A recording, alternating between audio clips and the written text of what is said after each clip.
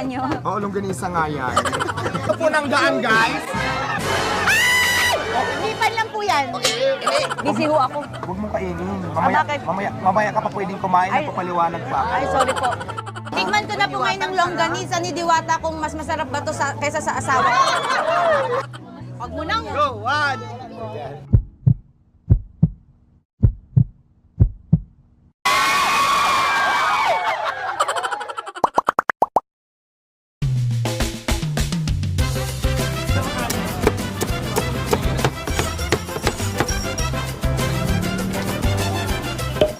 Hi, netizens! Ngayon, nandito tayo sa Pasay dahil balitaan ko, nakita ko, na TikTok ko, na FB Live ko, ang daming pumipila sa business. Pinupuntahan talaga dito sa Pasay. Tapos, nabalitaan ko, yung driver ko nakakain na rin pala dito nung ako ay nagkakaroling sa Senate. So,